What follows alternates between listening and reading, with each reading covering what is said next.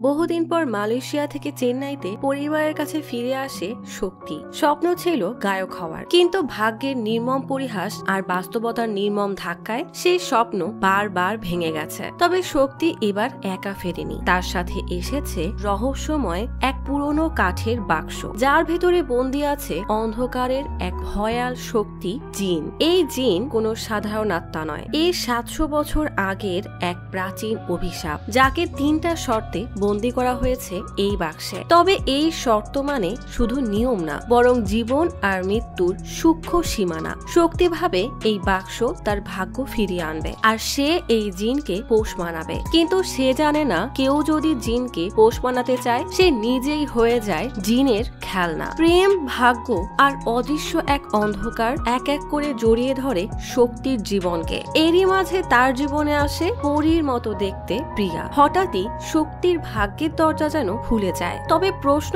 রয়েই যায়, অন্ধকারের শক্তি কি সত্যি ভালো কিছু দেবে, নাকি এর বদলে কেড়ে নেবে বহু কিছু? এ এমন এক গল্প যেখানে ইচ্ছা পূরণের পেছনে লুকিয়ে আছে ভয়। প্রতিটা প্রাপ্তির নিচে চাপা পড়ে যায় কাছের কাউকে হারানোর অভিশাপ। ভরপুর হরর, কমেডি, থ্রিলার আর সুপার ন্যাচারাল ফ্যান্টাসিতে ভরা গল্প নিয়ে আজ এক্সপ্লেইন করব সম্প্রতি মুক্তিপ্রাপ্ত মুভি জিন দ্য পেট। তবে একটা কথা, জিন দেখতে কেমন তা আপনি বা আমি কেউ কিন্তু জানি না। মুভির জিনকে দেখে একটু অস্বাভাবিক লাগতে পারে, তার জন্য সুন্দর এই গল্পটাকে তো আর বাদ দেওয়া যায় না। তাই আমিও আপনাদের জীবনের অল্প কিছু মুহূর্তকে সুপার ন্যাচারাল ফ্যান্টাসিতে ভরাতে নিয়ে আসলাম একটু অন্য ধাঁচের গল্প। গভীর রাত, ইন্দোনেশিয়ার এক মসজিদের সামনে 2টা মেয়ে আসতেই এক লোক দৌড়ে মসজিদের ভেতরে চলে যায়। কালো বোরখা পরা মেয়েটাকে দেখে বোঝাই যাচ্ছে তার উপরে কোনো আত্মা ভর করেছে। 2 জন মসজিদের দরজায় পা রাখতেই দমকা এক হাওয়া বয়ে যায়। সাদা জামা পরা মেয়েটা কালো বোরখা পরা মেয়েটাকে বলে, এখানে তোমার জন্য আমাকে আসতে হলো, না জানি ভেতরে কি হবে। হে সৃষ্টিকর্তা, আমাকে রক্ষা করেন বলেই বেশ ভয়ে ভয়ে মসজিদের ভেতরে আসে। মেঝেতে জিনের ভর করা রোগীদের চিকিৎসা চলছে। তাদের হাহাকার শুনে এই দুজনের ভয় আরো বেড়ে যায়। হঠাৎ এক মেয়ে উঠে তাদের দিকে তাকিয়ে হুঙ্কার দিলেই তারা ভয়ে কাঁপতে কাঁপতে মসজিদের হুজুরের সামনে এসে বসে। হুজুর কিছু না বলেই এক মনে দোয়া পড়তে পড়তে সাদা পেঁচানো এক কাপড়ে লাল রং দিয়ে কি যেন লিখতে লিখতে অস্বাভাবিকভাবে কাঁপতে থাকে। হঠাৎ সব স্তব্ধ হয়ে যায়। হুজুর দোয়া পড়তে পড়তেই সাদা জামার মেয়েটার দিকে তাকাতেই দেখে তার সব চুল মুখের উপরে পড়েছে। সে অস্বাভাবিকভাবে বসে গঙ্গাচ্ছে, মানে জিন আসলে এই মেয়েটার উপরে ভর করেছে। কালো বোরখার মেয়েটা পাশের মেয়েটাকে ডেকে তাকে হুঁশে আনার চেষ্টা করতেই মেয়েটা আচমকাই মুখ তুলে তাকালেই দেখা যায় তার চোখ সাদা হয়ে গেছে, সারা মুখে ফোড়ার মতো দলা দলা মাংস। অশরীরী কণ্ঠে মেয়েটা চিৎকার করে বলে, এসব বন্ধ করো। হুজুর তবুও না থামলে মেয়েটা পাশের মেয়েটার হাত জোরে কামড়ে ধরে দেওয়ালের দিকে আছড়ে ফেলে। যন্ত্রণায় মেয়েটা কাকিয়ে ওঠে। মেয়েটার হুঙ্কারে পুরো মসজিদ কাঁপতে থাকে। হুজুরের ইশারায় এক লোক তাকে চেপে ধরে থামাতে চাইলেই মেয়েটা তার উপর দিয়ে টপকে ঘাড় মোটকে লোকটাকে সেখানেই মেরে ফেলে। হুজুর দোয়া পড়তে পড়তে হাত উঁচু করলেই মেয়েটাও হাওয়ায় ভাসতে থাকে। সাথে সাথেই সামনে লাল চক্র ভাসতে থাকে। মেয়েটার ভেতরের ভয়ঙ্কর জিন তবুও হার মানে না, সে এক নাগারে হুঙ্কার দিতেই থাকে। দোয়ার প্রভাবে জিন দুর্বল হয়ে বুক চাপড়ে বলতে থাকে, আমাকে ছেড়ে দাও। 2 জন লোক তাকে ধরে শিকলে বেঁধে দিলে হুজুর শয়তান ভাগানোর দোয়া পড়তে পড়তে তার সামনে একটা আয়না রেখে মেয়েটার চোখে দোয়া লেখা সাদা কাপড় বেঁধে জোরে টান দিতেই সামনে আয়না দেখে সহ্য করতে না পেরে জিন বের হয়ে আসে। হুজুর দোয়া পড়া পানি আয়নায় ছেটাতেই এক আজব বাক্সে সেই জিনটা ঢুকে যায়। সাথে সাথেই সেই বাক্সের দরজা বন্ধ করে বিশেষ সুতা দিয়ে বাক্স বেঁধে দেওয়া হয়। গল্প চলে আসে মালয়েশিয়ার কুয়ালালামপুরে। শক্তি তার টিম নিয়ে মালয়েশিয়ার এক ক্লাবে গান গাচ্ছে। তখনই শক্তির ক্রাশ পূজা সেই ক্লাবে আসে। শক্তির ব্যান্ডের একজন বলে, তুমি আজ ওকে প্রপোজ করেই দাও। শক্তি বেশ খুশি মনে পূজাকে প্রপোজ করার জন্য স্টেজ থেকে নামতেই আরেকটা ছেলে এসে পূজাকে প্রপোজ করে দেয়। পূজাও অনেক খুশি হয়ে তাকে হ্যাঁ বলে দেয়। এভাবে মন ভাঙায় শক্তির আর কোনো কাজেই মন বসে না, তাই সারাদিন একা একাই ঘুরে বেড়ায়। একদিন হঠাৎ তার ব্যান্ডের একজন বলে, আমাদের ওয়ার্ক পারমিট শেষ হয়ে গেছে বলে ক্লাব থেকে আমাদের বের করে দিয়েছে, আমরা এখানে আর কাজ করতে পারবো না। শক্তি মন খারাপ করে একটা ক্যাফেতে আসলে তাকে তার বাবা ভিডিও কল দেয়। বাসার সবাই জিজ্ঞেস করে তুই কবে আসবি, আমরা তো তোর জন্য ম্যাট্রিমনিতে অনেকগুলো মেয়ে সিলেক্ট করে রেখেছি, তুই আসলেই দেখে কথা পাকাপাকি করব। শক্তির বাসায় তার বাবা, দাদি, বড় বোন, দুলাভাই আর ছোট্ট ভাগ্নে থাকে। ভাগ্নে আবদার করে বলে তুমি আসার সময় কিন্তু আমার জন্য হ্যারি পটারের ডাম্বলডোরের অ্যান্টিক ঘড়ি আনবে। বাসার সবার সাথে কথা বলতে বলতেই শক্তির মন ভালো হয়ে যায়। এতদিন পরে চেন্নাই ফেরার খুশিতে বাসার সবার জন্য শপিং করতে বের হয়। হঠাৎ এক অ্যান্টিক শপের সামনে আসতেই তার কেমন যেন অদ্ভুত অনুভূতি হয়। দোকানে ঢুকে আশেপাশের জিনিস দেখতে দেখতে হঠাৎ অদ্ভুত সেই বাক্স থেকে কেমন যেন ফিসফিসানির আওয়াজ পেয়ে সেদিকে কৌতূহলী হয়ে তাকায়। হঠাৎ পেছনের এক ঘন্টা মাটিতে পড়তেই বেচারা ভয়ে কেঁপে ওঠে। কৌতূহলী হয়ে সেই বাক্সের কাছে গেলেই দেখা যায় এটা গল্পের শুরুতে দেখানো সেই ভয়ানক জিনকে আটকে রাখার বাক্স। শক্তি বাক্সটাকে ভালো করে দেখার জন্য এগিয়ে যেতেই বাক্সের মধ্য থেকে দমকা হাওয়া বের হয়ে তার মুখে লাগে। শপের লোকটা দৌড়ে এসে বলে তুমি এখানে কি করছো?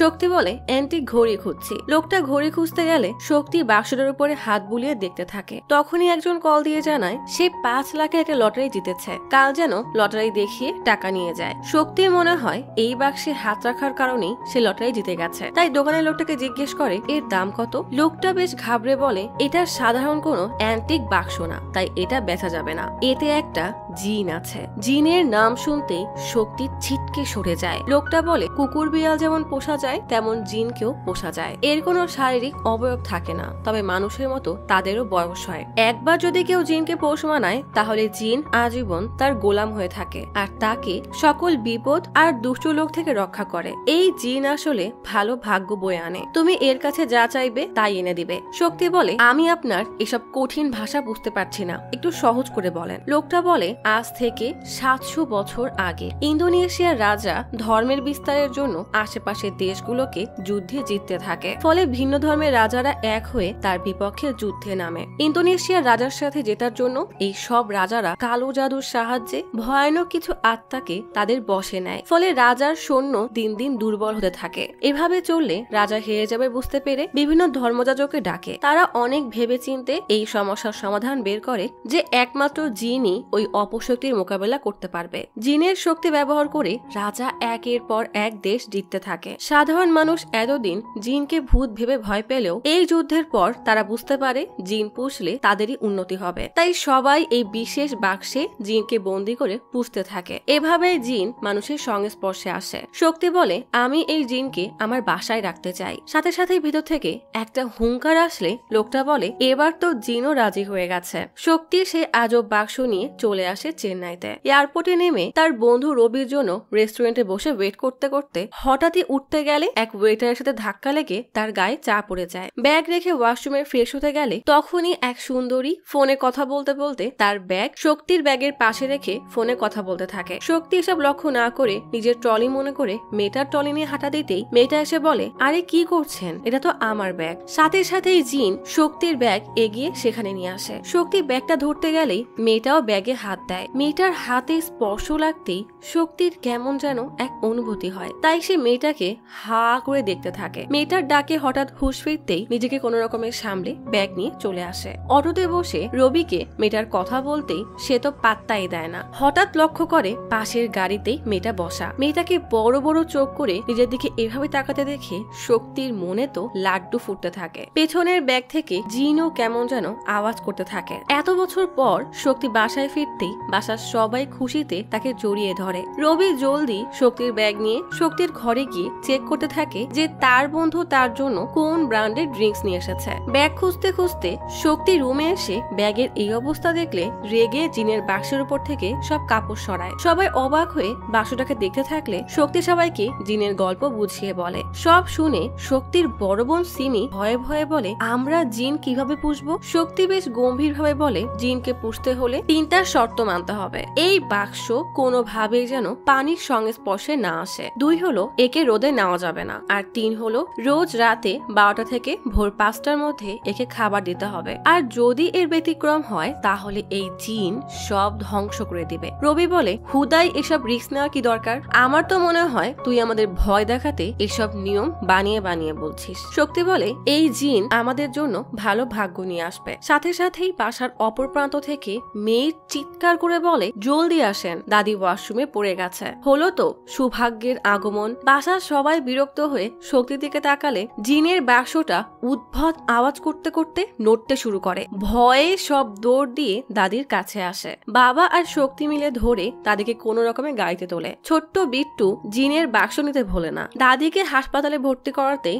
নার্স শক্তিকে প্রেসক্রিপশন ধরিয়ে দিয়ে বলে ওষুধগুলো তাড়াতাড়ি নিয়ে আসবেন। শক্তি ওষুধ কিনতে চলে যায়। অশোক নামের এক লোক তখন তার গ্যাং নিয়ে এক রুমের দিকে যাচ্ছে দেখে সেদিকে তাকাতেই দেখে সবার পিছু পিছু নার্সের পোশাকে এয়ারপোর্টের সেই সুন্দরী যাচ্ছে। প্রিয়া নামের এই নার্সকে দেখে শক্তি মনে মনে খুশি হয়ে ভাবে তুমি তাহলে এখানে কাজ করো। তখনই বাবা এসে শক্তিকে বলে তোর দাদির চিৎকারে আমার মাথা ব্যথা হয়ে যাচ্ছে। শক্তি এসবের পাত্তা না দিয়ে বাবার কাছে হাত রেখে বলে ওকে না আমি এয়ারপোর্টে প্রথম দেখেছিলাম, কত সুন্দর তাই না? বাবা বলে লাজ লজ্জার মাথা কি খেয়ে বসে আছো? শক্তি লজ্জায় কোন রকমে বাবার হাতে ওষুধ ধরিয়ে প্রিয়ার পিছু পিছু চলে যায়। প্রিয়ার নজর তার উপরে পড়তেই ক্যাবিনের সামনে দাঁড়িয়ে দাদি দাদি বলে নেকা কান্না জুড়ে দেয়। প্রিয়া এসে জিজ্ঞেস করে কি হয়েছে। শক্তি নাটক করে বলে আমার দাদি ভীষণ অসুস্থ। প্রিয়া বলে চিন্তা করবেন না, সব ঠিক হয়ে যাবে, খুবই ছোট একটা ইনজুরি। তার নাম কি? শক্তি আবেগে নিজের নামই বলে দেয়। প্রিয়া বিরক্ত হয়ে বলে পেশেন্টের নাম বলেন। আর পেশেন্ট তো এখন ফোনে কথা বলতে পারবে না,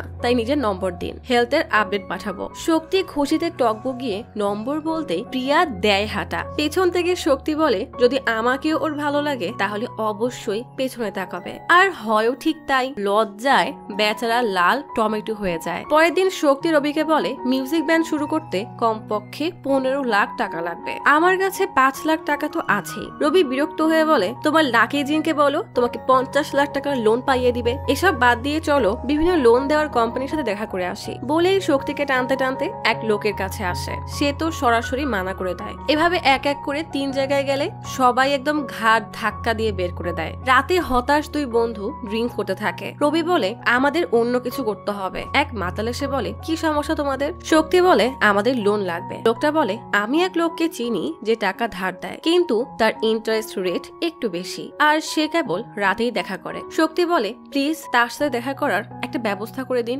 লোকটা দুইজনের হাত ধরে টানতে থাকলে শক্তি বলে ও হো সিমিকে জিনকে খাবার দেওয়ার কথা মনে করাতেই ভুলে গেছে। রবি রেগে বলে তুই এবার এই জিন নিয়ে কিন্তু বেশি আদিক্ষিতা করছিস। শক্তি এসবের পাত্তা না দিয়ে সিমিকে কল দিয়ে বলে একটু পরে 12টা বাজবে, তুমি জিনকে দুধ আর বিস্কুট খেতে দিও। সিমি বলে আমার তো খুব ভয় করছে। শক্তি বলে আরে ভয়ের কিছুই নেই, ও ভালো জিন। ভাইয়ের কথা রাখতে সিমি হ্যাঁ তো বলে, কিন্তু তার সত্যি খুব ভয় করছে। তবুও বেশ সাহস নিয়ে ধীরে ধীরে রুম থেকে বের হতেই বাইরে কুকুরের চিৎকার আর বিড়ালের শব্দে একদম আটকে ওঠে। ধীরে ধীরে সিঁড়ি থেকে নেমে ফ্রিজ থেকে খাবার বের করে বেশ সাহস নিয়ে জিনের বাক্সের ড্রয়ার খুলে ফেলে। কি মনে করে যেন ডেকে জিজ্ঞেস করে ভেতরে কেউ আছেন। কোনো সাড়া না পেয়ে ভালো করে ভেতরটা দেখতে গেলেই বিভৎস কালো দুই কঙ্কালাসার হাত এসে তার গলা চেপে ধরে। এমন ভয়ানক স্বপ্নে সিমি কেঁপে ঘুম থেকে উঠতেই দেখে 12টা বাজতে এখনো 10 মিনিট বাকি, তাই নিশ্চিন্তে শুয়ে থাকে। কিন্তু অজানা এক ভয়ে কোনোভাবেই চোখের পাতা এক করতে পারে না। আর তখনই 12টা বাজার ঘন্টা বেজে ওঠে। এবার তো নিচে যেতেই হবে। ভয়ে ভয়ে সিঁড়ি থেকে নামতে গেলেই স্বপ্নের মতোই বাইরে বিড়ালের চিৎকার শুনে তার ভয় দ্বিগুণ হয়ে যায়। ভয়ে রুমে দৌড় দিতে গিয়েও আবার সিঁড়ি দিয়ে নামে। কোনো রকমে ভয়ে কাঁপতে কাঁপতে ফ্রিজ থেকে খাবার নিয়ে ধীরে ধীরে ড্রয়ার খুলে দেখে নেয় যে আসলেই কিছু আছে কিনা। কারো হাত পা না দেখে জলদি কোনো রকমে 4টা বিস্কুট আর দুধের গ্লাস রেখে ড্রয়ারটা বন্ধ করে দিয়ে দৌড়। তবে রুমে এসেও তার কেন যেন ঘুম আসছে না। এভাবেই সময় কাটতে কাটতে ঘড়িতে 2টার ঘন্টা বেজে ওঠে। সিমির হঠাৎ মনে হয় দেখে আসি তো জিন সত্যি খাবার খেয়েছে কিনা। আগের মতোই ভয় কাঁপতে কাঁপতে জিনের বাক্সের ড্রয়ার খুলতেই দেখে দুধ বেশ খানিকটা নেই, বিস্কুটও আধা খাওয়া অবস্থায় পড়ে আছে। এই দেখে কোনো মানুষ কি আর সেখানে দাঁড়াতে পারে? সিমি তো কোনো রকমে ড্রয়ার খোলা রেখে রুমে এসে চোখ মুখ বুজে শুয়ে পড়ে। কিন্তু জিনের ভয়ানক স্বপ্ন তাকে সারা রাত তাড়া করে বেড়ায়। ঘরে এসব জিনের অশান্তি এনে আরেকজন নাচতে নাচতে ঘরে ঢুকে দেখে বাসার সবাই সোফায় বসে ভয়ে ভয়ে জিনের বাক্সের দিকে তাকিয়ে আছে। বাবা রেগে বলে দেখ এসব জিন টিন পোষা আমাদের পক্ষে সম্ভব না। বাসার সবাই ভয়ে আছে। এই জিন আসার পর তোর দাদি হাসপাতালে গেল, তোর বোন ভয়ে ঘুমাতে পারিনি, সেদিন তো সিঁড়ি থেকে পড়তে পড়তে বাচ্ছে, এটাকে এখনই বের কর। শক্তি বলে, দেখো এই বাক্স আমার জীবনে আসার পর থেকে সব ভালো হতে শুরু করেছে। কাল আমি মিউজিক ব্যান্ড করার জন্য লোনও পেয়ে গেছি, আর এই জিনের জন্যই আমি বাসায় চলে এসেছি, তাই এই বাক্স এখানেই থাকবে। বলেই বাক্সের দিকে তাকিয়ে বলে, জিন তুমি আমার লক্ষ্মী ছেলে তাই না? হঠাৎই জিনের বাক্সের মধ্যে থেকে উদ্ভট এক শব্দ ভেসে আসে, সাথে সাথেই বাক্স নড়তে থাকে। এই ভয়ঙ্কর দৃশ্য দেখে বাবা তো ভয়ে দেদৌড়, বাকিরা তখনও কাঁপছে। রবি বলে, জিনের ভয়ে যখন তোর বাবা পালিয়েছে তার মানে এই জিন সত্যিই ভালো। পরের দিন সকাল হতেই বাসার সবাইকে এতটা চুপচাপ দেখে নিশ্চয়ই কোনো অঘটন ঘটেছে। জলদি দাদি আর সিমির কাছে এসে তদন্তে নেমে পড়ে, তবে তেমন কোনো তথ্য না পেয়ে বাবার কাছে আসতেই দেখে বাবা নিস্তেজ হয়ে সোফায় পড়ে আছে। সন্দেহ হতেই বাবার বুকে মাথা রেখে দেখে বাবা নিঃশ্বাস নিচ্ছে কিনা। ভয়ে বাবা বলে ভ্যা ভ্যা করে কান্না করে বলে, বাবা এত জলদি কেন মায়ের কাছে গেলে? সব সম্পত্তি টাকা এখন কি তাহলে আমার হয়ে গেল? বাবা রেগে তাকালে বাবার মার খাওয়ার ভয়ে জলদি বাবার চোখ বন্ধ করে বলে, একটুর জন্য সম্পত্তিটা পেলাম না। ধ্যাত। বাসা থেকে বের হতেই রবি কল দিয়ে বলে, জলদি চায়ের দোকানে আয়, হ্যাবি ঝামেলা বেঁধে গেছে। শক্তি তাড়াহুড়ায় দৌড়ে আসতেই রবি বলে, জানিস এই চাওয়ালার কত সাহস, আমার কাছে চায়ের বিল চাচ্ছে। শক্তির এত রাগ হয় যে জুতা খুলে রবিকে মারতে গিয়ে বলে, একে তো আমি প্রিয়ার সাথে কিভাবে কথা বলো বুঝতে পারছি না, আর তুই নাটক করছিস।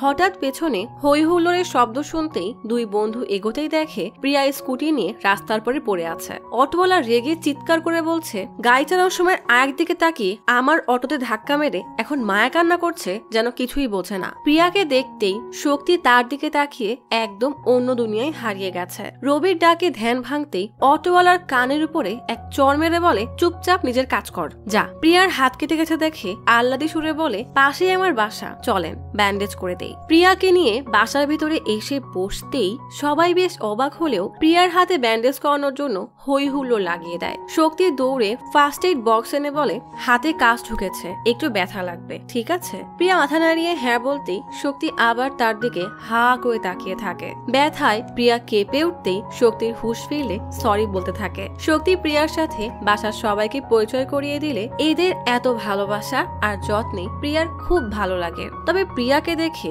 জিনের বাক্সটা আবারও চি চি আওয়াজ করে কাঁপতে থাকে, তবে সেটা কারোর নজরে পড়ে না। সবার থেকে বিদায় নিয়ে শক্তি প্রিয়াকে তার হোস্টেলের সামনে নামিয়ে দিলে প্রিয়া তাকে বিদায় দিয়ে হোস্টেলের দিকে হাঁটতে থাকে। পেছনে শক্তি কিছু না বলতে পারার আফসোস করছে। হঠাৎ প্রিয়ার কি মনে হতেই দৌড়ে শক্তির কাছে এসে বলে, ওই অটো ড্রাইভার সত্যিই বলছিল আমি তোমাকে দেখতে গিয়ে তার অটোতে ধাক্কা খেয়ে পড়ে গিয়েছিলাম। শক্তি হেসে জিজ্ঞেস করে, সত্যি বলছো? প্রিয়া লাজুক হাসি দিয়ে বলে, তোমাকে চায়ের দোকানে দেখে আমি অবাক হয়ে তোমার দিকেই তাকিয়েছিলাম, আর এভাবেই সোজা গিয়ে অটোর সামনে পড়ি। তবে অ্যাক্সিডেন্ট হয়ে ভালোই হয়েছে, এই বাহানায় তোমার পরিবারের সাথে দেখা হয়ে গেল। তোমার বাবা, বোন, দাদি যেভাবে আমার যত্ন নিল এমন ভাবে কেউ আমার যত্ন নেয়নি। আসলে সেদিন এয়ারপোর্টে তোমার হাতে হাত রাখতেই কেমন যেন অদ্ভুত এক অনুভূতি হয়েছিল। এরপর হাসপাতাল, তারপর আজ রাস্তায় তোমাকে দেখে এটাই মনে হচ্ছিল তোমার আর আমার মাঝে অদ্ভুত এক সম্পর্ক আছে।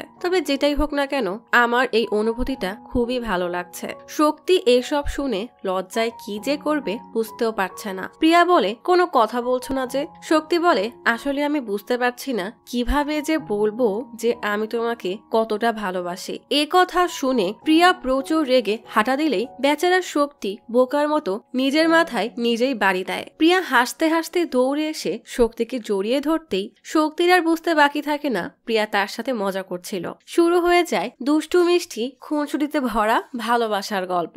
একসাথে সারা দিন বাউন্ডুলের মতো ঘোরা, ছবি তোলা, এভাবেই কেটে যায় বেশ কয়েকটা দিন। অপরদিকে শক্তির মিউজিক ব্যান্ডও ধীরে ধীরে নাম কামাচ্ছে। প্রিয়ার জন্মদিনে শক্তি তাকে রিং দিয়ে প্রপোজ করতেই প্রিয়া খুশি হয়ে হ্যাঁ বলে দেয়। প্রিয়াকে প্রায় বাসায় আসতে দেখে দাদি জিজ্ঞেস করে, তোমার ব্যাপার কি? হ্যাঁ, একদিন চাচিকে দেখতে আসো তো আরেকদিন খালাকে, তোমার সব আত্মীয় কি এই এলাকায় বাসা নিয়েছে নাকি? প্রিয়া লজ্জায় শক্তির দিকে তাকালেই শক্তি লজ্জায় লাল হয়ে যায়। সিমি প্রিয়াকে ফ্যামিলি অ্যালবামে সবার ছবি দেখিয়ে মজার মজার সব স্মৃতি বলতে থাকে। প্রিয়া হঠাৎ কৌতূহল বশত জিনের বাক্সের কাছে এসে ড্রয়ার খুলে বাক্সটা দেখতে থাকে। তখনই তার ফোনে কল আসলে সেখানে বসেই ফোনে কথা বলতে থাকে। হঠাৎ জিনের বাক্স থেকে বিভৎস কঙ্কালাসার নীল এক হাত বের হয়ে ধীরে ধীরে প্রিয়ার দিকে এগোতে থাকে। শক্তি প্রিয়াকে ডাকতে এসে ভয়ঙ্কর এই দৃশ্য দেখে জলদি প্রিয়াকে ডাক দেয়। সাথে সাথে হাতটা আবারও ভিতরে ঢুকে যায়। শক্তি বেশ অবাক হয়ে ড্রয়ারটা দেখতে থাকলে প্রিয়া তাকে বলে, জলদি চলো, দেরি হয়ে যাচ্ছে। শক্তি ড্রয়ারটা বন্ধ করে বের হয়ে যায়। এভাবেই দেখতে দেখতে তাদের দুজনের বিয়ে হয়ে যায়। দুষ্টু মিষ্টি খুনসুটি আর ভালোবাসায় সুখের সংসারে কেটে যায় এক একটা দিন। খবরে বলা হয় নামকরা ব্যবসায়ী রাধাকৃষ্ণনের অবস্থার অবনতি হয়েছে। আর কে হাসপাতালে তার চিকিৎসা চলছে। বাবা টিভিতে এই খবর দেখছিল। হঠাৎ দেখে টিভির চ্যানেল বদলে কার্টুন দেখাচ্ছে। বাবা বিষয়টাকে পাত্তা না দিয়ে চ্যানেল বদলাতেই দেখে আবারও একা একাই কার্টুনের চ্যানেল চলছে। বিরক্ত হয়ে পাশে তাকাতেই দেখে রিমোট বাতাসে ভাসছে। সাদা ধোয়ার মতো এক অবয়ব বসে আছে। ভয়ে বেচারা ধীরে ধীরে গিয়ে সোফার পেছনে পালায়। রবি এসে দেখে একা একাই টিভি চলছে, তাই কার্টুনের চ্যানেল বদলে গান শুনতে থাকে। হঠাৎই তার মনে হয় কে যেন মাথায় জোরে চড় মারছে। রেগে সোফার পেছনে তাকাতেই দেখে বাবা ভয়ে কাচুমুচু হয়ে বসে আছে। বাবা ইশারায় পাশে তাকাতে বললেই রবি দেখে সাদা ধোয়ার মতো এক অবয়ব বসে আছে।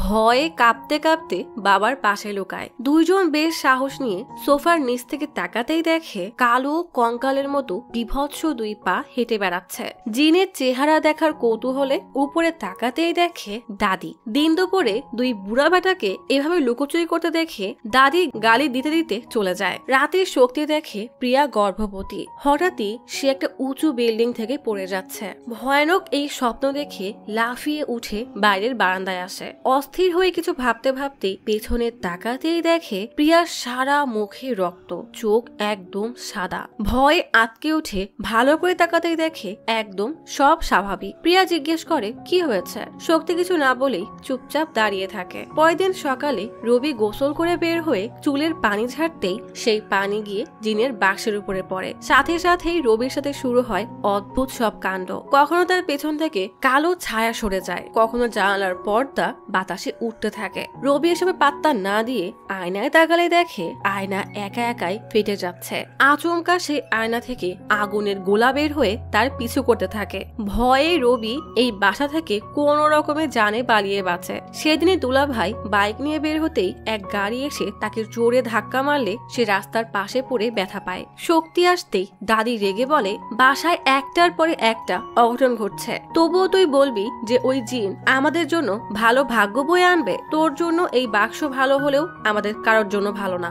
শক্তি কিছু বলতেই যাবে, তখনই রবি পাগল সাধুর বেশে এসে সারা ঘরে ধোয়া দিয়ে জিন তাড়ানোর বৃথা চেষ্টা করতে থাকে। এই পাগল পারেও বটে। রবি বলে, এই জিন আমাকে আস্ত জানেই মেরে ফেলতো, তাড়াতাড়ি এই আত্মাকে বাসা থেকে বের কর। শক্তির মন না চাইলেও বাধ্য হয়ে বাক্সটা ফেলার জন্য ধরতেই সিমি হঠাৎ এসে চিৎকার করে বলে, খবরদার ওই বাক্সে হাত দিবি না। নিজের স্বামীকে বলে, তুমি তো নিজেই অসচেতন হয়ে গাড়ি চালাচ্ছিলে, তার দোষ ওই জিনের উপরে কেন দিচ্ছ?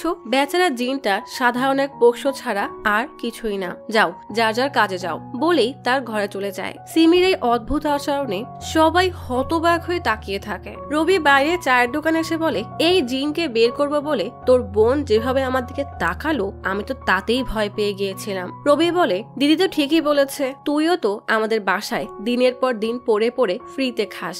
এখন যদি কেউ তোকে বলে যা এখনই বের হয়ে যা, তখন তোর কেমন লাগবে? তেমন জিনেরও তো খারাপ লাগবে, তাই না? বেচারা রবি এমন অপমানে কিছু বলতেও পারে না, কারণ শত হোক শক্তি সত্যিই বলছে। শক্তি বলে, জিন আমার জীবনে আসার পরে আমার মিউজিক ব্যান্ডের স্বপ্ন পূরণ হলো। প্রিয়া আমার জীবনে আসলো, না জানি বাসার লোকদের সাথে এমন কেন করছে। রবি বলে, চিন্তা নিস না, এর ব্যবস্থা আমি করে ফেলবো। এদিকে শক্তিকে যে লোকটা টাকা দিয়েছে সে রেগে তার লোক গুনাকে বলে, শক্তি গত 3 মাস ধরে লোনের ইন্টারেস্ট দেয়নি, আমার কলও ধরছে না, তুই কালই লোক নিয়ে গিয়ে ওকে মেরে আমার কাছে আনবি। শক্তি পরের দিন সকাল হতেই জিনের বাক্স কালো কাপড়ে মুড়ে কিছু জাদুকরের কাছে নিয়ে আসে। ভয়ানক এই জায়গায় অঘরীরা মন্ত্র পড়ে সাদা এক কাপড়ের পুতুলের পায়ে, পেটে আর মাথায় মন্ত্রপুত আগুন ধরিয়ে দেয়। বাক্সের মধ্যে বন্দি জিন যন্ত্রণায় ছটফট করতে থাকে। জিনের চিৎকার আর বাক্সকে এভাবে কাঁপতে কাঁপতে দেখে শক্তির চোখে পানি চলে আসে, তবুও সে চুপ করে মাথা নিচু করে বসে থাকে। মন্ত্র পড়া শেষে অঘরী বলে, এই জিন তোমার পরিবারের আর কোনো ক্ষতি করতে পারবে না, তুমি বাক্স নিয়ে চলে যাও। শক্তি মন খারাপ করে বাক্সটা নিয়ে বের হয়। গুনার লোকেরা শক্তির গাড়ি দেখতেই গাড়ির সামনে এসে তাকে টেনে বের করে রাস্তায় ফেলে মারতে থাকে। একজন লক্ষ্য করে গাড়ি একা একাই কাঁপছে, তাই গিয়ে গাড়ির দরজা খুলে চেক করতে গেলেই দমকা হাওয়া এসে লোকটাকে আছড়ে ফেলে। হঠাৎই শক্তির হাত পা একা একাই চলতে থাকে, আর সে সবাইকে নিজের অজান্তেই মারতে থাকে। শক্তি তো কিছু বুঝে পায় না, সবার কাছে উল্টা সরি বলে দেখে তারা নিজেরাই একে অপরকে মারছে। লোকগুলো ভয়ে কোনো রকমে পালিয়ে বাঁচে, আর শক্তি বোকার মতোই দাঁড়িয়ে থাকে। বাসায় সিমির হঠাৎ লেবার পেইন উঠলে সবাই তাকে তাড়াতাড়ি করে হাসপাতালে নিয়ে যায়। রবি শক্তিকে কল দিয়ে জানাতেই শক্তি বাসায় এসে বাক্সটা ক্যাবিনেটের উপরে রেখে কাপড় বদলে হাসপাতালে চলে আসে। কিছুক্ষণ পরই নার্স জানায় ছেলেবাবু হয়েছে। সবাই বাচ্চাকে পেয়ে আনন্দে মেতে ওঠে। বাচ্চাকে হাসপাতাল থেকে বাসায় আনলে প্রিয়া গৃহপ্রবেশ করাবে, তাই সবাই দরজার ধারেই দাঁড়িয়ে থাকে। দাদি বেশ কয়েকবার প্রিয়াকে ডাকে, কিন্তু ভেতর থেকে কোনো সাড়া না পেয়ে দাদি ভেতরে এসে কি যেন দেখে জোরে প্রিয়া বলে চিৎকার করে ওঠে। সবাই বেশ ঘাবড়ে বাসার ভেতরে আসতেই দেখে প্রিয়ার মাথা ফেটে রক্ত পড়ছে, জিনের বাক্সে রক্ত লেগে আছে। দাদি কান্না করতে করতে বলে, কতবার বলেছি এই জিনকে এখান থেকে বের কর, তুই কারো কথা শুনিসনি। এখন দেখ ওই শয়তানি আত্মা প্রিয়ার কি হাল করেছে। প্রিয়াকে এই অবস্থায় দেখে শক্তি প্রচুর রাগ হয়। জিনের বাক্স নিয়ে সোজা বাড়ির বাইরে ছুঁড়ে ফেলে দেয়। সাথে সাথেই বাক্সের সুতা খুলে কালো ধোঁয়া বের হয়ে ধীরে ধীরে দানবাকৃতির এক অবয়বে পরিণত হয়। চোখ থেকে নীল আলো ঠিকরে বের হতে থাকে। জিন প্রচুর রেগে হুঙ্কার দিতে থাকে। সাথে সাথেই বাসার ভেতরে প্রিয়ার হাত নড়তে থাকে, মানে প্রিয়া এখনো বেঁচে আছে। প্রিয়াকে হাসপাতালে আনা হয়। ডক্টর জানায় এখন ঠিক আছে। সবাই দৌড়ে ভেতরে আসে, দেখে প্রিয়ার এখনো জ্ঞান ফেরেনি। দাদি বলে এসব ওই খারাপ জিনের জন্য হয়েছে। নার্সের শক্তিকে ডক্টরের কাছে নিয়ে আসলে ডক্টর জানায় প্রিয়ার ট্রমাটিক ব্রেইন ইনজুরি হয়েছে, মাথায় খুব বাজেভাবে আঘাত পেয়েছে। জ্ঞান ফিরতে 1 সপ্তাহ লাগতে পারে, আবার 1 মাসও লাগতে পারে, কিন্তু সে সব কথা শুনতে পাবে। তাই তার আশেপাশে খুবই স্বাভাবিকভাবে আচরণ করতে হবে, হয়তো তাহলে জলদি সুস্থ হয়ে উঠবে। শক্তি বাসার সবাইকে বলে তোমরা বাসায় যাও, আমি এখানেই থাকবো। রাতে নার্স চেক আপ করে যাওয়ার পরে প্রিয়ার কেবিনে কে যেন আসে। হঠাৎ তখনই শক্তির উপরে জিন ভর করে। সাথে সাথেই শক্তির চেহারা বদলে যায়। সে রাগে ফুঁসতে ফুঁসতে প্রিয়ার কেবিনে এসে দেখে তার অক্সিজেন মাস্ক খোলা। প্রিয়ার দম প্রায় বন্ধ হয়ে আসছে। শক্তির উপরে ভর করা জিন দ্রুত অক্সিজেন মাস্ক পরিয়ে দেয়। সাথে সাথেই জিন বের হয়ে গেলে শক্তির প্রচন্ড ব্যথা অনুভব হয়। নিজেকে হঠাৎ কেবিনে দেখে ভাবতে থাকে আমি এখানে কখন আসলাম। অদৃশ্য থেকে জিন হেসে বলে এত বছর পর বাঁচাতে পারলাম। শক্তি জিজ্ঞেস করে কে তুমি। জিন বলে এখন আমাকে চিনতে পারছো না, আমি জিন। শক্তি রেগে বলে কি দেখতে এসেছো, প্রিয়া বেঁচে আছে নাকি মারা গেছে তাই না। জিন বলে আমি সময় মতো এসেছিলাম বলেই প্রিয়া বেঁচে গেছে। শক্তি রেগে বলে এখনই সামনে আসো। জিন আচমকাই তার বিভৎস রূপ নিয়ে সামনে আসতেই শক্তি ভয়ে আটকে ওঠে। জিন বলে এখন তোমার প্রশ্নের উত্তর দেওয়ার সময় নেই। যে প্রিয়াকে মারতে চেয়েছিল সে হাসপাতালে বুক ফুলিয়ে ঘুরে বেড়াচ্ছে, তাকে ধরো। শক্তি বের হতে গেলে জিনও তার পিছু পিছু বের হয়। শক্তি বলে তোমাকে লাগবে না, আমি একাই সামলে নিব। জিন শক্তিকে পাত্তা না দিয়ে তার পিছু পিছু হাঁটতে থাকে। এক লোক ডক্টরের কোট পরে হাঁটছে, তাকে দেখে শক্তির কেমন যেন সন্দেহ হয়। তাকে ডাকলেই জিন বলে এটাই সেই লোক। শক্তি রেগে তার উপর ঝাঁপিয়ে পড়লে দুজনের মধ্যে তুমুল মারামারি শুরু হয়। জিনকে শক্তি কিছু করতে মানা করেছে বলে সে রিল্যাক্সে শক্তিকে মার খেতে দেখে। মার সহ্য করতে না পেরে শক্তি বলে কি দেখছো, তাকে কি তামাশা দেখছো নাকি। জিন বলে কেন, তুমি তো মানা করেছো। শক্তি বলে এখন বলছি সাহায্য করো। জিন তার রাজার কথা মেনে শক্তির উপরে ভর করে লোকটাকে মারা শুরু করে। মার খেতে খেতে লোকটা দুর্বল হয়ে পড়লে কাঁচি নিয়ে শক্তিকে মারতে গেলেই জিন উল্টা চাকু দিয়ে লোকটাকে আহত করে ফেলে। জীবন বাঁচাতে লোকটা সিঁড়ি দিয়ে নামতে গেলেই পিছলে রেলিং টপকে নিচে পড়ে মাথা ফেটে বেহুশ হয়ে যায়। শক্তির হাতে লোকটার মানিব্যাগ থেকে যায়। কেউ দেখার আগেই শক্তি সেখান থেকে সরে যায়। জিন শক্তিকে বলে তুমি যখন রাজা ছিলে তখন 100 জনকে একাই মারতে, আর এখন একজনই তোমাকে 100 ভাবে মেরে গেল। শক্তি রেগে বলে একদম চুপ করো, তুমি ওকে মারলে কেন। জিন বলে আমি মারিনি, সে নিজেই লাফ দিয়েছে। শক্তি বলে এখনো জানতে পারলাম না যে প্রিয়াকে কারা আর কেন মারতে চায়। পুলিশকে জানালে তারা হয়তো তদন্ত করে বের করতে পারবে। জিন বলে পুলিশ উল্টা নিজেকে শেষ করার কেস বলে ক্লোজ করে দিবে। কেবিনে এসে শক্তি বলে তুমি ওই বাক্সেই ভালো ছিলে, এখন বেশি বকবক করছো, তোমার জন্য প্রিয়ার আজ এই অবস্থা। জিন জিজ্ঞেস করে এইসব চিন্তা তোমার মাথায় আসলো কোত্থেকে? শক্তি বলে তোমার বাক্সে আমি রক্ত লাগানো দেখেছি।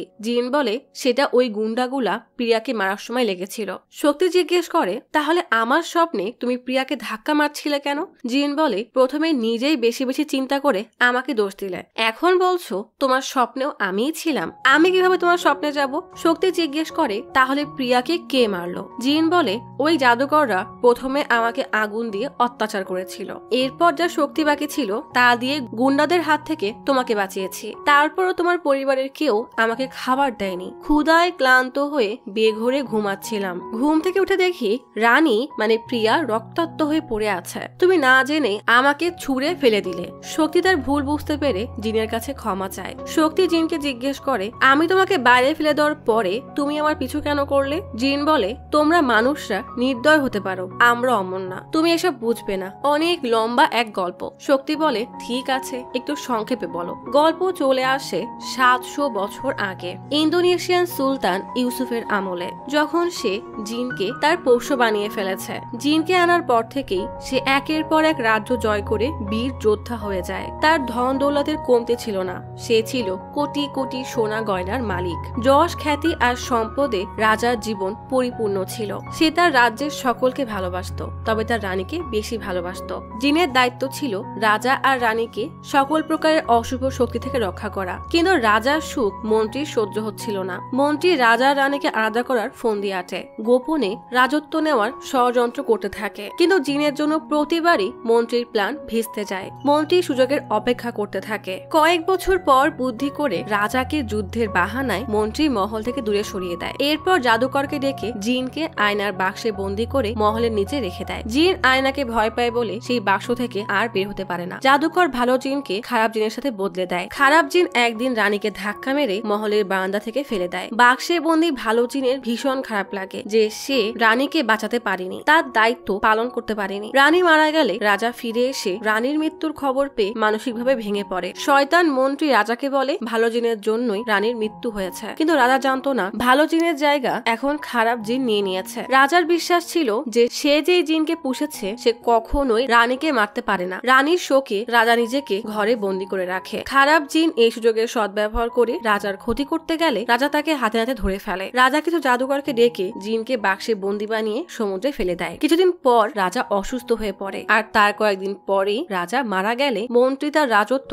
দখলে নিয়ে নেয়। ভালো জিন রাজা আর রানীকে রক্ষা করতে না পারার কষ্টে নিজেকেই বন্দি করে রেখে দেয়। খারাপ জিন নিজেকে কোনোভাবে মুক্ত করে অনেক দেশ ঘুরে প্রতিশোধ নেওয়ার জন্য রাজাকে খুঁজতে খুঁজতে অনেক নিরীহ মানুষের জীবন নেয়। আর সেই খারাপ জিনকে ইন্দোনেশিয়ার সেই হুজুর বন্দি করে রেখেছে। ওই খারাপ জিন 700 বছর ধরে প্রতিশোধ নেওয়ার জন্য অপেক্ষা করছে। শক্তি বলে গল্পটা খুবই কষ্টের। জিনের তো মাথায় হাত। শক্তিকে তারই মৃত্যুর সত্যি ঘটনা বললো, আর শক্তি সেটাকেই গল্প বলছে। গল্প শুনে প্রিয়ার চোখ থেকে পানি পড়তে থাকে। জিন বলে আমি নিজেকে যখন বন্দি করেছিলাম ভেবেছিলাম তোমরা কোনো না কোনো জীবনে আবার এক হবে। এই 700 বছরে রানী মাছ হয়ে জন্মালে তুমি হয়েছো ডুবুরি, তুমি মানুষ হলে রানী হয়েছে ইঁদুর। গত জন্মে রানী যখন মানুষ হয় তখন ভাবলাম এবার হয়তো তোমাদের মিল হবে, কিন্তু তুমি হয়ে গেলে কুকুর ছানা। যাই হোক, এই জন্মে তোমরা মানুষে জন্মেছ, তাই আমিও বাক্স থেকে বের হয়েছি। 700 বছর আগে তোমাদেরকে রক্ষা করতে পারিনি, কিন্তু এবার যে আসুক না কেন সেই পুরনো মন্ত্রী আসলেও তাকে আগে আমার সাথে লড়াই করতে হবে। আরকে গ্রুপের মালিক রামাকৃষ্ণের মৃত্যুর পর তার ম্যানেজার মনোহর বোর্ড মেম্বারদেরকে ডেকে বলে স্যারের মৃত্যুতে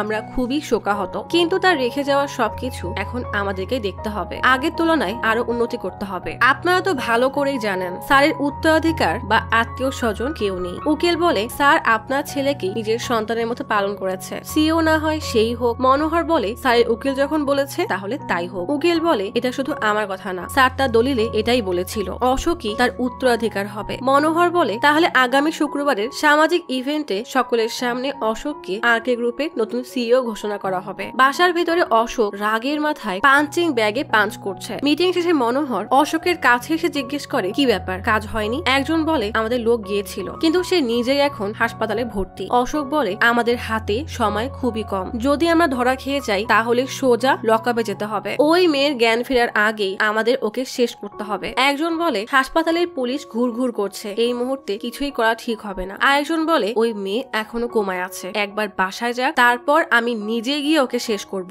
অশোক ইশারা দিয়ে পাঞ্চিং ব্যাগ খুলতে বললে একজন খুলে দেখে ভেতরে তাদেরই এক লোক। মনোহর চাকু হাতে নিয়ে বলে, আমাদের লোক হয়ে আমাদের বিপক্ষে কাজ করিস? কি ভেবেছিস 24 বছর ধরে সত্যি লুকিয়ে রাখলে টের পাবো না? বলেই লোকটাকে খুন করে। এদিকে ডক্টর শক্তিকে বলে, গত কয়েকদিনে প্রিয়ার বেশ ইমপ্রুভ হয়েছে, তুমি চাইলে ডিসচার্জ করে বাসায় নিয়ে যেতে পারো। শক্তিকে চিন্তায় দেখলে জিন জিজ্ঞেস করে, কি হয়েছে? বাসায় নিয়ে চলো, আমি সবাইকে দেখে নিব। শক্তি বলে, আমি প্রিয়াকে নিয়ে যেতে ভয় পাচ্ছি না, তোমাকে কিভাবে নিয়ে যাব সেটা ভাবছি। বাসায় কেউ তো রাজি হবে না। প্রিয়াকে বাসায় আনার পরে শক্তি দাদিকে বলে, তুমি যে বলেছিলে জিনের জন্য প্রিয়ার এই অবস্থা, আসলে জিন কিছুই করেনি, বরং জিন সব সময় আমাদের সাহায্য করেছে। দিদি, তোর মনে আছে সেদিন বলেছিলি সিঁড়ি থেকে পড়ে যেতে গেলে কেউ বাঁচিয়েছিল? সেটা জিনই ছিল। করে জিন সকলকে কিভাবে বাঁচিয়েছে সেগুলো বলতে থাকে। সিমি বলে, আমারও মনে হয় শক্তি ঠিকই বলেছে, আমার কেন জানি মনে হয় জিন আমাদের জন্য ভালো। শক্তি হেসে জিনকে ডাকলে সবাই পেছনের দিকে তাকায়। জিনের এমন কালো কুচকুচে বিভৎস রূপ দেখে ভয়ে পুরো পরিবার থরথর করে কাঁপতে থাকে। জিন বলে, সবাই আমার দিকে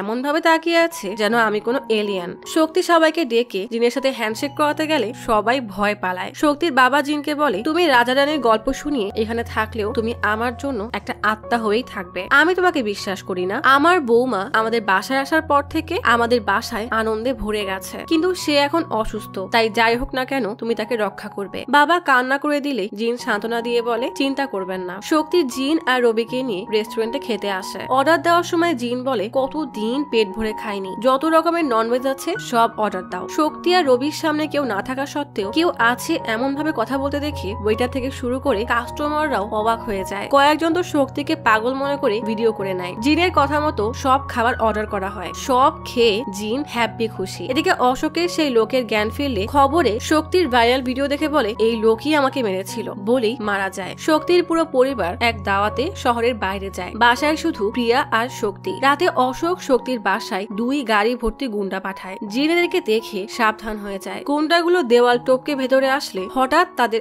একজন উধাও হয়ে যায়। ভয়ে গুন্ডাগুলো রামদা কাঁচি সব অস্ত্র বের করে হাতে নেয়, কিন্তু আচমকায় একজন করে উধাও হতে থাকে। কেউ আবার উপর থেকে ছিটকে পড়ে। শক্তি আর জিন মিলে সবকটাকে তুলোধুনো করতে থাকে। ভয়ে সব গুন্ডারা পালিয়ে যায়। জিন খুশি হয়ে বলে, সবাইকে মেরে তাড়িয়ে দিয়েছি। কিন্তু শক্তির মুখে চিন্তার ছাপ। শক্তি বলে, এরা কারা আর প্রিয়াকে এভাবে কেন মারতে চাচ্ছে? প্রিয়া তো কখনোই কারোর কোনো ক্ষতি করেনি, আর তার অতীতের বিষয়ে আমাকে কিছু বলেওনি। জিন বলে, তুমি চিন্তা করছো কেন? এত বছর ধরে আমি তো তোমাদের রক্ষা করার জন্যই আছি, আমি সব সামলে নিব। শক্তির হঠাৎ মনে পড়ে হাসপাতালের ওই গুন্ডার মানিব্যাগ তার কাছেই আছে। জলদি মানিব্যাগ খুঁজে দেখতেই এক হোটেলের রিসিট পায়। শক্তি পুলিশকে নিয়ে সাথে সাথেই সেই হোটেলে এসে সিসিটিভি ফুটেজ চেক করে দেখে হাসপাতালের সেই লোকটার সাথে আরো কয়েকজন একটা গাড়িতে করে কোথাও যাচ্ছে। গাড়ির নম্বর দেখে পুলিশ খোঁজ নিয়ে বলে, সুন্দররাম নামের এক লোকের নামে ওই গাড়ি রেজিস্টার করা। লোকেশন আমি পাঠিয়ে দিয়েছি। শক্তি সেই লোকেশনে গিয়ে এক লোককে ফলো করতে থাকে। সুন্দররাম বার থেকে বের হলেই শক্তি লোকটাকে চেপে ধরে জিজ্ঞেস করে, বল প্রিয়াকে মারতে চাস কেন? লোকটা বলে, আমি তো প্রিয়াকে চিনি না। শক্তি জোরে ঘুষি মারলে জিন শক্তির উপরে ভর করে আরো জোরে জোরে মারা শুরু করে। ভয়ে লোকটা সব সত্যি বলা শুরু করে। সুন্দররাম বলে, আমি বেশি কিছু জানি না, একদিন একজন কল দিয়ে ওই মেয়েকে মারার কন্ট্রাক্ট দেয়, তাই বাসায় গিয়েছিলাম আর হাসপাতালেও মারার চেষ্টা করা হয়েছিল। শক্তি জিজ্ঞেস করে, কে কন্ট্রাক্ট দিয়েছিল? পরের দিন এক মোবাইল রিপেয়ার দোকান থেকে প্রিয়ার ফোন রিপেয়ার করে রবি কিছু একটা দেখে অবাক হয়ে যায়। সাথে সাথে শক্তিকে কল দিয়ে বলে, প্রিয়া তোকে কিছু ভয়েস মেসেজ পাঠিয়েছিল, সাথে একটা ভিডিও আছে। শুনে মনে হচ্ছে বিষয়টা অনেক রিস্কি। শক্তি দ্রুত রবির কাছে আসলে রবি বলে, আগে ভয়েস মেসেজ শোন। প্রিয়া বেশ ঘাবড়ে বলছে, আমি অনেক বড় সমস্যায় পড়েছি, ভিডিওটা দেখো। শক্তি ভিডিও অন করে। আসলে আরকে গ্রুপের রামকৃষ্ণের অবস্থার অবনতি হওয়ায় তাকে প্রিয়ার হাসপাতালেই ভর্তি করা হয়। নার্সের ডিউটিতে তখন প্রিয়াই থাকতো। একদিন শক্তি কল দিয়ে বলে, সিমির বাচ্চা হয়েছে, তুমি বাসায় যাও। প্রিয়া ফোন হাতে নিয়ে পর্দার অপর পাশে হাত ধুতে যায়। তখনই ডক্টরের সাথে মনোহর আর একটা গুন্ডা ভিতরে আসে। প্রিয়া খেয়াল করে ডক্টর স্যালাইনে হলুদ রঙের বিষাক্ত কিছু মেশাচ্ছে। আরেক লোক কিছু দলিলে রামকৃষ্ণনের হাতে ছাপ নিচ্ছে। প্রিয়া আড়াল থেকে সব তার ফোনে রেকর্ড করে নেয়। হঠাৎ প্রিয়ার ফোন বেজে উঠতেই মনোহর আর বাকিরা প্রিয়ার উপস্থিতি টের পেয়ে যায়। প্রিয়া বলে, আমার ডিউটি ছিল তাই হাত ধুতে গিয়েছিলাম। মনোহর রেগে প্রিয়ার ফোন চাইলে প্রিয়া দৌড়ে বের হয়ে যায়। গুন্ডারা প্রিয়ার পিছু করতে থাকে। মনোহর অশোককে কল দিয়ে বলে, আমার কাজ হয়ে গেছে, দলিলে হাতের ছাপ নিয়ে নিয়েছি, কিন্তু একটা নার্স সব রেকর্ড করেছে। অশোক রেগে গেলে মনোহর বলে, তোর জন্য এখন সব জানা খুবই গুরুত্বপূর্ণ। রামকৃষ্ণনের মেয়ে মরেনি, বরং সে বেঁচে আছে, আমি এসে সব জানাচ্ছি। প্রিয়া রাস্তা দিয়ে দৌড়াতে দৌড়াতে শক্তিকে ভয়েস মেসেজ আর ভিডিও পাঠায়। মনোহর অশোককে বলে অনেক বছর আগে রামকৃষ্ণনের অনেক সম্পত্তি ছিল, আমি তখন সামান্য ম্যানেজার ছিলাম। রামকৃষ্ণনের কোনো সন্তান ছিল না, তার স্ত্রীও অসুস্থ হয়ে মারা যায়। তখন রামকৃষ্ণন তোকে নিজের সন্তানের মতো আদর করত, সবসময় তোকে গিফট দিয়ে ভরিয়ে রাখতো। একদিন সে তোকে তোর উত্তরাধিকার বানিয়ে দেয়। এটা আমার জন্য ছিল সুবর্ণ সুযোগ। কিন্তু সমস্যা হয়ে দাঁড়ায় যখন রামকৃষ্ণন এক মহিলার প্রেমে পড়ে, তাকে বিয়ে করে দ্বিতীয় স্ত্রী বানায়, তাদের একটা মেয়ে হয়। তখন আমি সিদ্ধান্ত নেই তোর উত্তরাধিকার হওয়ার পথে যে বাধা হবে তাকে শেষ করে দিব। তাই ওই মহিলা আর তার বাচ্চাকে মেরে দাফন করতে বলেছিলাম, কিন্তু ওই বিশ্বাসঘাতক বাচ্চাটাকে এক চার্চের সামনে রেখে আসে। সেই লোককেই সেদিন মনোহর চাকু দিয়ে মেরেছিল। সেই বাচ্চা বড় হয়ে হাসপাতালের নার্সের চাকরি পায়। আমি এসবের কিছুই জানতাম না, কিন্তু আজ দেখলাম সেই নার্স প্রিয়াই হলো রামকৃষ্ণনের মেয়ে, দেখতে হুবহু তার মায়ের মতো। ওই মেয়ের মৃত্যু আমার হাতেই লেখা আছে, ওকে আমার কাছে নিয়ে আয়। প্রিয়া বাসায় এসে দরজা লাগিয়ে দেয়। অশোক তার দলবল নিয়ে প্রিয়ার বাসায় এসে জোরে জোরে দরজায় বাড়ি দেয়। প্রিয়া অনেক কষ্টে দরজা আটকে রাখে, কিন্তু এদের সাথে কি আর প্রিয়া পারবে? তাই ভয়ে লুকিয়ে পড়ে। অশোক আর তার দলবল ভেতরে এসে পুরো বাসা খোঁজে, কিন্তু প্রিয়াকে পায় না। বের হতেই যাবে তখনই একটা শব্দ পেয়ে সিঁড়ির নিচে গিয়ে দেখে প্রিয়া বসা। প্রচুর রেগে প্রিয়ার চুলের মুঠি ধরে টানতে টানতে বের করে এনে বলে, এখানে কি লুকোচুরি খেলা হচ্ছে? প্রিয়া চুল ধরে পশুর মতো টানতে টানতে মেঝেতে এনে ফেলে দেয়। প্রিয়া নিজেকে বাঁচিয়ে কোন রকমে পালাতে গেলে অশোকের লোকেরা তাকে শক্ত করে ধরে। অশোক রেগে জিজ্ঞেস করে, বল তোর মোবাইল কোথায়? মরতে না চাইলে জলদি বল তোর ফোন কোথায়? প্রিয়া মুখে কুলো পেটে প্রচুর রেগে অশোকের দিকে তাকিয়ে থাকে। অশোক প্রচন্ড রেগে প্রিয়ার নাকে মুখে ঘুষি দিয়ে কষে এক চড় দিতেই প্রিয়ার মুখ থেকে রক্ত পড়তে থাকে। সাথে সাথেই প্রিয়া অসাড় হয়ে পড়ে। অশোক রেগে তাকে টেনে মেঝের উপরে জোরে আছড়ে ফেলতেই প্রিয়ার মাথা পাশের বেডে গিয়ে জোরে বাড়ি খায়। সাথে সাথে প্রিয়া নিস্তেজ হয়ে পড়ে যায়। অশোকের এক লোক দ্রুত প্রিয়ার নাকে হাত দিয়ে দেখে নিঃশ্বাস বন্ধ হয়ে গেছে। অশোক প্রিয়ার কাঁধে হাত দিতে দেখে হার্টবিট বন্ধ। অশোকের লোকেরা বলে, এখানে থাকা ঠিক হবে না, জলদি চলেন। সবাই চলে যেতেই দেখা যায় প্রিয়ার রক্ত জিনের বাক্সেও লেগে গেছে। সেই দিনের ভয়ানক স্মৃতি স্বপ্নে দেখতেই প্রিয়া লাফিয়ে ঘুম থেকে ওঠে। জলদি রুম থেকে কোন রকমে খুঁড়িয়ে খুঁড়িয়ে বের হয়ে সিমির কাছে আসে। সিমি তার জন্য পানি আনতে যেতে গেলে প্রিয়া জিজ্ঞেস করে, রাধাকৃষ্ণন স্যার কি বেঁচে আছে? সিমি অবাক হয়ে জিজ্ঞেস করে, হেডলাইনে যার মৃত্যুর খবর বলা হয়েছে তুমি কি তার কথা বলছো? সে তো মারা গেছে। প্রিয়া বলে, তাড়াতাড়ি আপনার ফোন দেন। সিমি দ্রুত ফোন এনে দিতেই প্রিয়া উকিলের নম্বর মনে করার চেষ্টা করে। দৌড়ে তার রুমে গিয়ে তার ফোন বের করে উকিল পার্থমানকে কল করে বলে, রাধাকৃষ্ণনের মৃত্যুর পেছনে তার সবচেয়ে বিশ্বস্ত ম্যানেজার মনোহর আর তার ছেলে অশোকের হাত আছে। আমি এখনই আপনাকে ভিডিও পাঠাচ্ছি। পার্থমান বলে, তুমি ভিডিও দাও, তবে খবরদার বাসা থেকে বের হবে না, আমি তোমার সাথে দেখা করতে আসবো। প্রিয়া জলদি ভিডিও পাঠাতেই পার্থমান তার অফিসে মিডিয়াকে ডেকে সেই ভিডিও দেখিয়ে দেয়। প্রিয়া পার্থমানের অপেক্ষায় গেটে দাঁড়িয়েছিল। হঠাৎ এক সাদা গাড়ি থেকে কিছু গুন্ডা নেমে তাকে জোর করে তুলে নেয়। সিমি তাদেরকে আটকাতে বের হতে হতেই তারা প্রিয়াকে নিয়ে চলে যায়। সিমি জলদি শক্তিকে কল করে সব বলে দেয়। এদিকে মনোহর পৌঁছে গেছে ইন্দোনেশিয়ার সেই হুজুরের কাছে। জিনের মার খেয়ে মরে যাওয়া সুন্দররামের ছবি দেখে হুজুর বুঝে যায় যে শক্তির সাথে কোনো জিন আছে। হুজুর বলে, 700 বছর ধরে আটকে থাকা জিন তার বাক্স থেকে প্রতিশোধ নেওয়ার জন্য বের হয়েছে। একে কেউ শেষ করতে পারবে না, তাই তোমাকে সাবধান থাকতে হবে। আমি তোমাকে দোয়া পড়া পানি দিব, তুমি ওই ছেলেটার উপরে সেই পানি ছিটিয়ে জিনকে বাক্সে বন্দি করে দিবে। যতক্ষণ সে বাক্সে বন্দি থাকবে ততক্ষণ জিন কিছুই করতে পারবে না। হঠাৎ পাশে জিনের বাক্স কাঁপতে শুরু করলে হুজুরের সেদিনের কথা মনে পড়ে যায়, যেদিন সে এই ভয়ানক জিনকে বন্দি করে এত বছর তার কাছেই রেখে দিয়েছিল। হুজুর বলে, এই বাক্সে জিনই ওই জিনকে মারতে পারবে, তবে এই জিন তোমার জন্য প্রাণঘাতী হতে পারে। মনোহর হুজুর আর সেই বাক্স নিয়ে মসজিদের বাইরে বের হতেই অশোক কল দিয়ে বলে, একটা ভিডিও শেয়ার করেছি, জলদি দেখো। মনোহর ভিডিও দেখতেই প্রচন্ড রেগে গেলে অশোক বলে, ওই মেয়েকে আমি ধরে এনেছি। মনোহর বলে, সাধারণ এক নার্স আমার এত বছরের গড়ার সাম্রাজ্যকে কয়েক সেকেন্ডেই শেষ করে দিয়েছে। ওকে এমন মৃত্যু দিব যেন দুনিয়ায় জাহান্নাম দেখে নাই। তুই অপেক্ষা কর, আমি আসছি। মনোহর এসে প্রিয়াকে কষে এক চড় দিয়ে বলে, 700 বছর আগে আমি নিজে তোকে মেরেছিলাম, পুনর্জন্ম নিয়ে তুই আমাকে আবার জ্বালাতে এসেছিস। সাথে সাথেই ফ্যাক্টরির দরজায় জিনের হুঙ্কার শোনা যায়। সবাই পেছনে তাকাতেই দেখে শক্তি ভয়ানক দৃষ্টিতে তাদের দিকেই তাকিয়ে আছে। সে আজ সব কটাকে একদম গিলে খাবে। শক্তি ভেতরে এসেই সব কটাকে ওয়াশিং পাউডার ছাড়াই আছাড় দিয়ে ধুইতে থাকে। জিনের শক্তির সাথে পেরে ওঠা কি এত সহজ? নিজের সব লোক কিভাবে হাঁটতে দেখে মনোহর হুজুরকে বলে, আপনার দোয়া পড়া পানি হাতে রাখেন, আর বাকিদের বলে জলদি গিয়ে জিনের বাক্স নিয়ে আয়। অশোক হঠাৎই শক্তির মাথায় হ্যামার দিয়ে জোরে এক বাড়ি মারতেই শক্তির মাথা ঘুরতে থাকে। মনোহর শক্তির গলা চেপে ধরতেই হুজুর দোয়া পড়তে পড়তে দোয়া পড়া পানি মনোহরের হাতে দেয়। সেই পানি শক্তির উপরে ছিটাতেই জিন দুর্বল হয়ে যায়। হুজুর দোয়া পড়ে জিনকে আবারও বাক্সে বন্দি করে রাখে। মাথায় আঘাত পেয়ে শক্তি এমনি দুর্বল হয়ে গেছে, তার উপরে অশোকের লোকেরা তাকে মারতে মারতে এক পানির পাইপের উপরে আছড়ে ফেলে। সাথে সাথে পাইপ ফেটে পানি গিয়ে জিনের বাক্সে লাগে আর সুতা খুলে নিচে পড়ে যায়। জিন দরজা খুলে বেরিয়েই অশোক সহ বাকি সবাইকে আছড়ে একদম মেরেই ফেলে। মনোহর তো ভয়ে কাঁপছে। জিন এসে তাকে জোরে এক থাবা মারতেই মনোহর উল্টে পড়ে, তবে মারা যাওয়ার আগ মুহূর্তে শয়তান জিনের বাক্সের দরজা খুলে দেয়। সাথে সাথেই লাল চোখের জিন বের হয়ে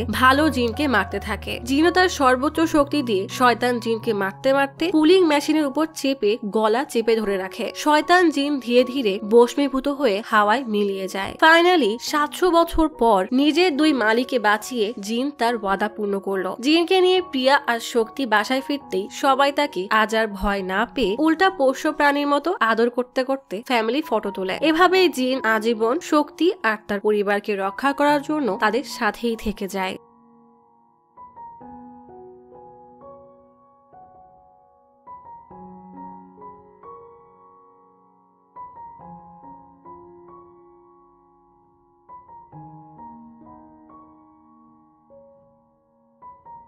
আজ তাহলে এখানেই চলে যাচ্ছি। শীঘ্রই ফিরবো নতুন অথবা পুরাতন ইউনিক কোনো মুভির গল্প নিয়ে। ফিরে আসা পর্যন্ত লাইক, কমেন্ট এবং সাবস্ক্রাইব করে অচিরার গপ্পসপের সাথেই থাকুন। পাশে থাকা বেল আইকনটি ক্লিক করে রাখুন। দেখা হবে পরের ভিডিওতে।